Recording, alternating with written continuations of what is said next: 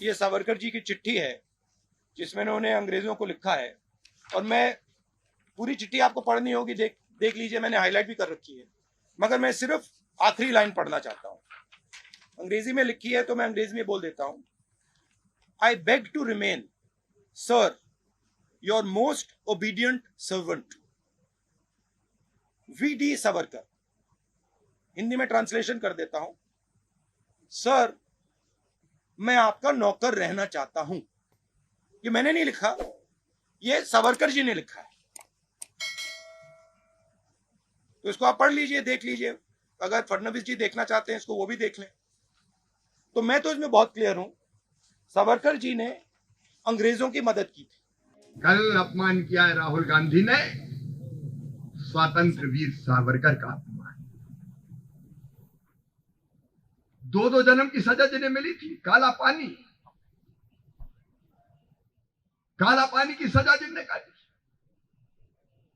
देश के लिए सब कुछ लुटा दिया,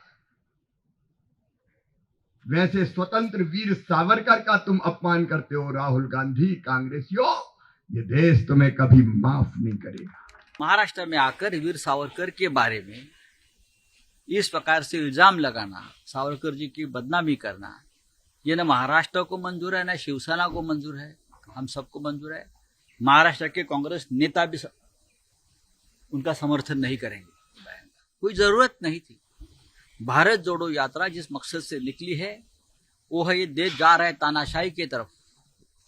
महंगाई, बेरोजगारी, महिलाओं के ऊपर अत्याचार, ऐसे बहुत से विषय पर भारत जोड़ो यात्रा चल रहा है। उनको अच्छे समर्थन मिल रहा है। महाराष्ट्र में सबसे ज्यादा समर्थन मिला, तो वीर सावरकर का मुद्दा लाने की जरूरत नहीं थी। उससे महाराष्ट्र विकास अघाड़ी में भी दरार पड़ सकती है। ये बड़ी मूर्खतापूर्ण बात है कि 3 जो लेटर लिखते हैं, जो हमारे लिखने की तरीका होता है, परंपरा होती है, हम हिंदी में भी लिखते हैं आपका कृपा भिलाषी। तो इसका मतलब ये नहीं हुआ ना कि मैं आपसे कोई भीख मांगने आ रहा हूँ या कृपा मांगने आ रहा हूँ। तो लिखने का तरीका होता है। तो वो बड़ी बड़ी बचकानी हरकत की कल उन्होंने। आज़ादी की लड़ाई में बहुत सारे लोग जेल गए और जेल की यात्राएं की। लोकमान्य बाल गंगाधर तिलक मंडले जेल में 6 साल रहे, उन्होंने माफ़ी मांगी नहीं। सरदार भगत सिंह को फांसी हो गई, उन्होंने माफ़ी नहीं मांगी। आज बटुक महाराज के आज उसको हम स्मरण कर रहे हैं, उन्होंने माफ़ी नहीं मांगी। गांधी जी ने माफ़ी नहीं मांगी, नेहरू जी ने, सरदार पटेल ने, किसी ने माफ़ी नहीं मांगी। यदि सावरकर देखना है तो दो हिस्सों में देखना पड़ेगा। जब वो जेल गए उसके पहले सावरकर क्रांतिकारी थे, और उसके बाद जब जेल गए तो फिर वो लगातार माफ़ी मांगने लगे और अंग्रेज़ों से उन्होंने वजीफा भी लिया। 60 रुपया उनको हर महीने पैसे मिलते थे।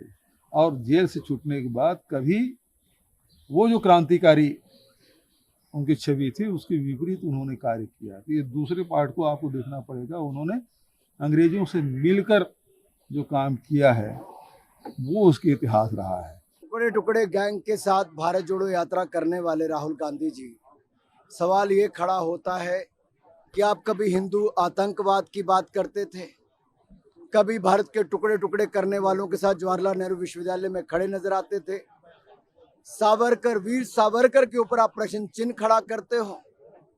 ये कांग्रेस की मानसिकता है जो एक परिवार से आगे बढ़कर ना देख पाई है ना देख पाएगी। वो ये शायद जानते नहीं, गुजरात का मॉडल नंबर 1 मॉडल है। गुजरात का मॉडल विकास देश का विरोधी है, हिंदू संस्कृति का वो विरोधी है, वो भारत का विरोधी है।